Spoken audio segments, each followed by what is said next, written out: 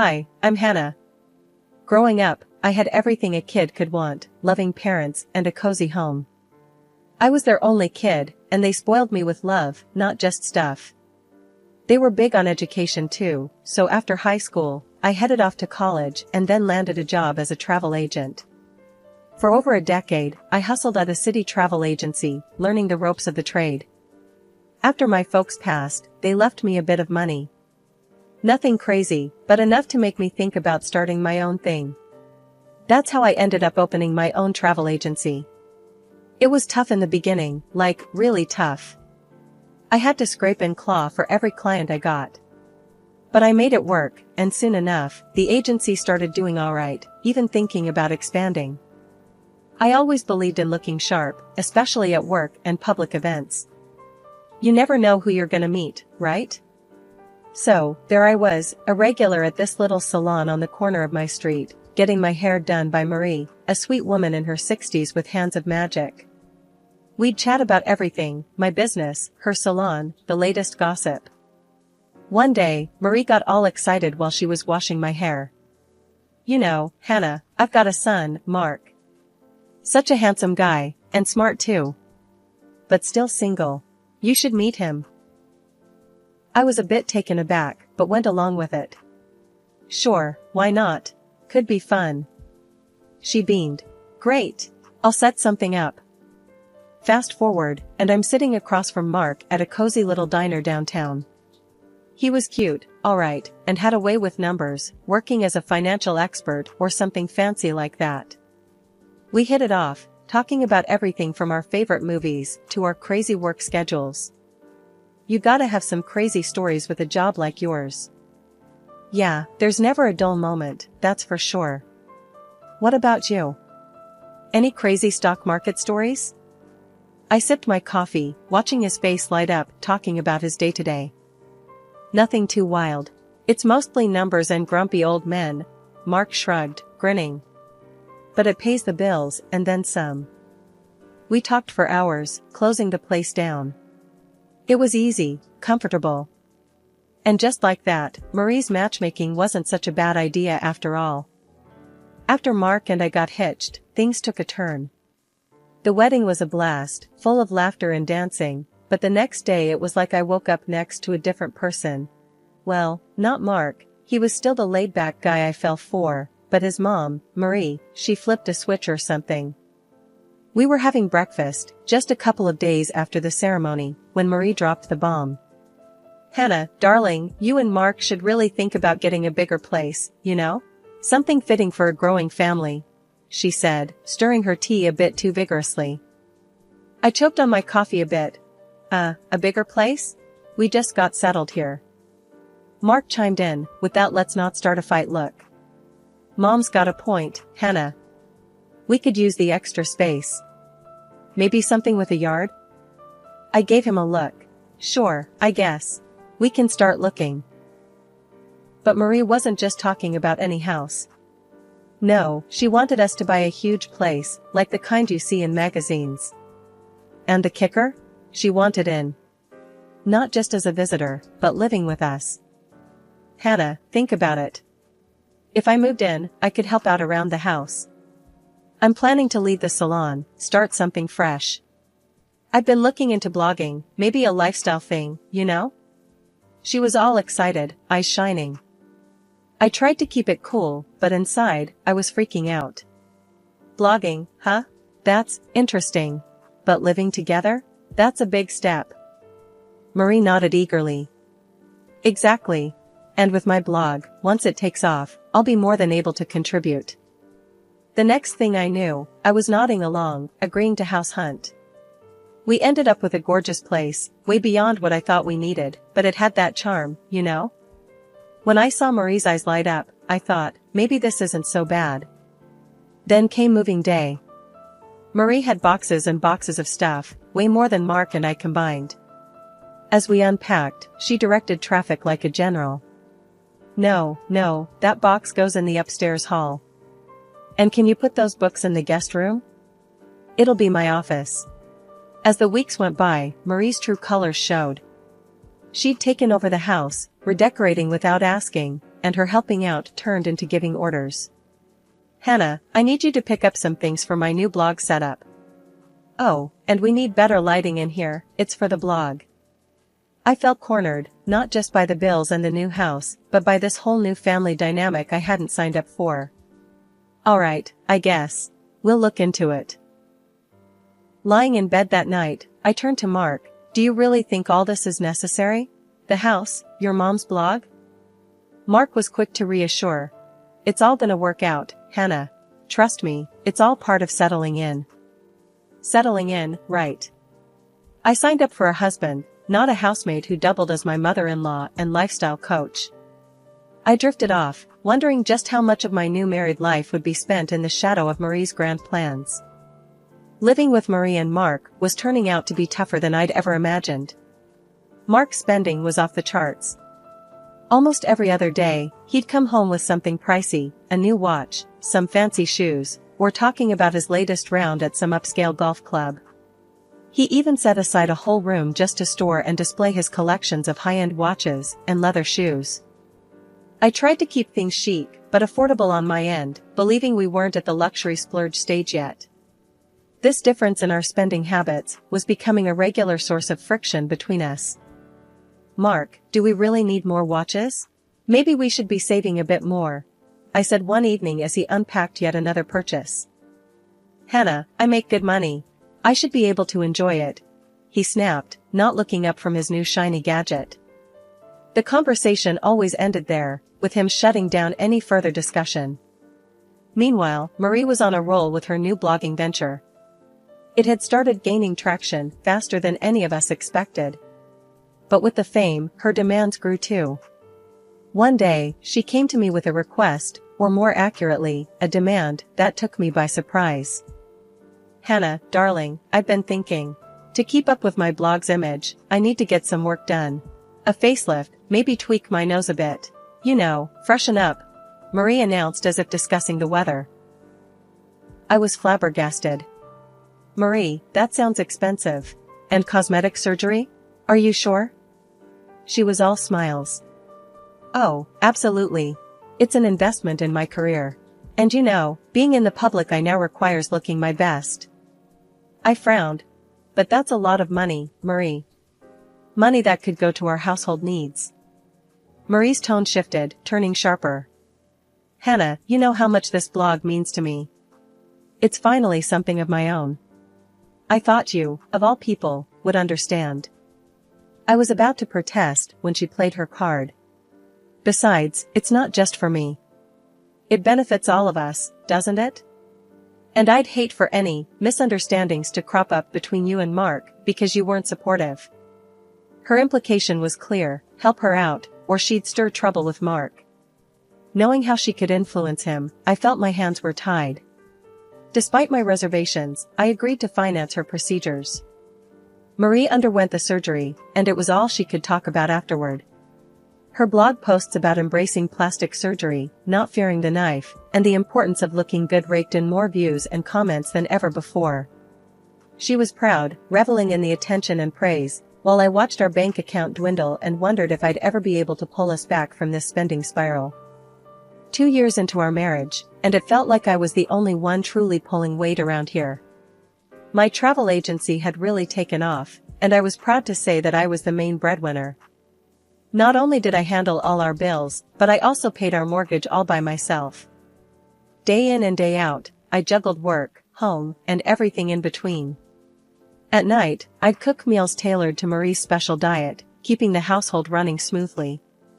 To anyone looking from the outside, my life with Mark and his mother Marie looked picture perfect. Marie never missed a chance to gush about our wonderful family life and a beautiful home on her blog, painting a pretty picture for her followers. However, the reality inside our walls was a bit different, especially when it came to Marie's latest obsession, her live streaming.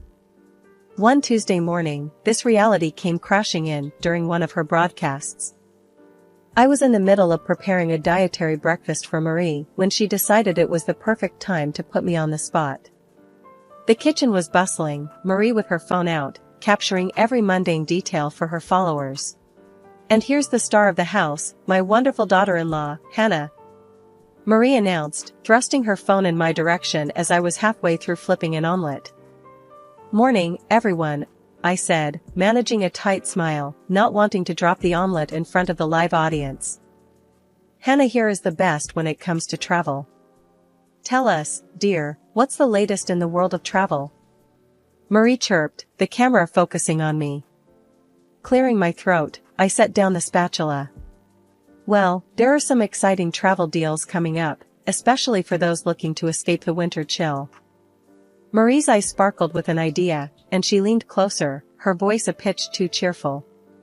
"Speaking of travel, Hannah, why don't you share with our lovely viewers your fabulous idea for our next family vacation? I believe South Africa was mentioned?" I was blindsided. "South Africa?" I echoed, my mind racing. This wasn't just an impromptu Q&A, this was Marie setting the stage for something much bigger. Yes, a luxury trip to South Africa. Safari tours, 5-star hotels, the works. Viewers, wouldn't you just love to see us on safari? I'm sure Hannah can arrange something spectacular. Her followers immediately chimed in with excitement, their comments flooding the live feed. Pressure mounted as I tried to keep my composure. "Well, it's definitely an option," I said, trying to stay non-committal. "But let's discuss it later, off camera." As soon as Marie ended the stream, I turned to her, frustration bubbling over. "Marie, we need to talk about this. You can't just plan things and announce them without discussing them with me first, especially not live." Marie was unflappable as ever, sipping her coffee. "Oh, lighten up, Hannah. It's good for the blog. And good for your business too, don't you think?" "It's not about the blog," I pushed back, feeling cornered. "It's about respecting each other's roles in this family. You can't use your followers to pressure me into decisions." I left the room, leaving Marie to make her far-reaching plans. That evening, things escalated when she complained to Mark. She spun the story, painting me as rude and dismissive of her ideas, claiming I was getting too big for my boots. Mark stormed into the kitchen where I was cleaning up. His face was thunderous. "Hannah, we need to talk. Now."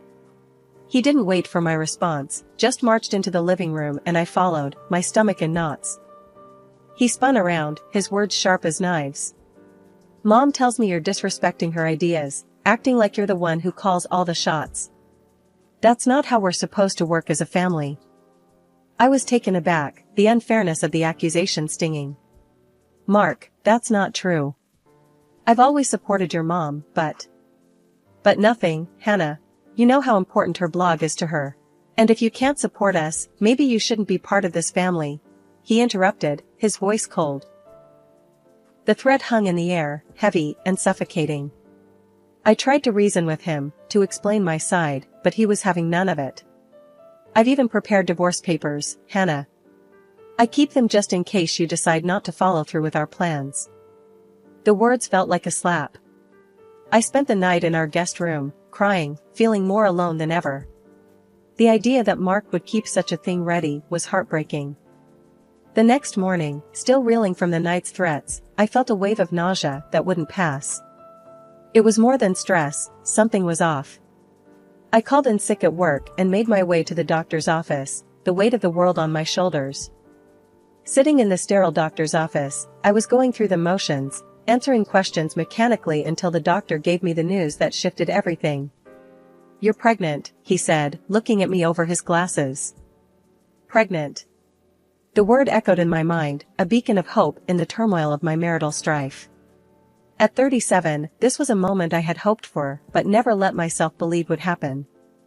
Despite the chaos at home, this news filled a space in my heart with pure joy. I went home, a plan forming. Maybe this baby was a sign, a reason to mend fences. I found Mark in the office, his demeanor still frosty. "Mark, I went to the doctor today," I started, my voice steady, despite the shaking inside. He looked up, wary. And we're going to have a baby," I said, letting the words hang in the air.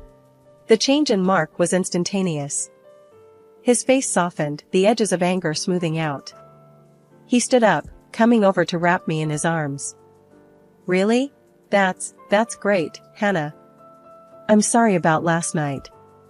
Things will be different now. Relief washed over me, mingled with caution. But there was work to be done if I was going to keep this family together. In a move to bridge the gap, I took the initiative to plan the trip to South Africa that Marie had so publicly put on the agenda. I threw myself into the arrangements, booking excursions to Cape Town and Johannesburg, a safari in a national reserve, and trips to both a desert and lush waterfalls. The trip to South Africa was supposed to be a fresh start, a way to mend the growing rifts at home. Instead, it spiraled into a disaster from the very start. As soon as we boarded the plane, Marie began complaining about everything, the length of the flight, the turbulence, and even the meals served on board. It's way too long. How could you book such an uncomfortable flight, Hannah? Marie grumbled as another wave of turbulence shook the cabin. Trying to keep my tone even, I replied, Marie, it's the shortest route available. There's nothing I can do about the flight duration or the turbulence. Her complaints didn't let up, and by the time we landed, I was already exhausted. But that was just the beginning. At the hotel, Marie's dissatisfaction found new targets. The moment we checked in, she started on about the hotel not living up to its online reputation. This place? This is where we're staying? I expected something far better, given the pictures online. Hannah, are you sure this is the right hotel? She criticized loudly as we stood at reception. Mark, as always, was quick to back her up. Yeah, Hannah, Mom's got a point. It doesn't look like what we saw on the website. Feeling the sting of their joint disapproval, I managed to say, this is one of the best-rated hotels in the area. I'm sorry it's not what you expected, but let's try to make the best of it.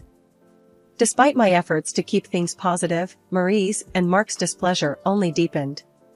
Marie found fault with every aspect of the hotel, from the service to the food, and Mark echoed her every sentiment. It didn't help that I was feeling increasingly unwell, the early stages of my pregnancy making it hard to keep up with the demanding schedule of tours and activities I had planned. The tipping point came after yet another day of excursions that neither of them enjoyed. Marie summoned me to her room for a serious talk. The moment I entered, she launched into a tirade. Hannah, you are by far the worst travel specialist I've ever seen. You've completely ruined our trip, she accused, her voice sharp and cold. Stunned, I tried to defend my efforts. Marie, I've arranged everything according to what we discussed. I'm trying my best here. But she wasn't having any of it. Grabbing my arm, she nearly shouted, Get out of here, Hannah. Stop ruining our vacation. Before I could react, she pushed me out and slammed the door. Shaken, I returned to my room, only to find my suitcase outside the door. Mark was there, his expression hard and unsympathetic. I can't deal with this anymore, Hannah. You being sick all the time, it's too much. I think it's best if you leave, he said, his voice void of the warmth I once knew. Feeling a mix of disbelief and heartbreak, I picked up my suitcase. Without a word, I left the hotel. I felt incredibly unwell, my body and mind pushed to their limits.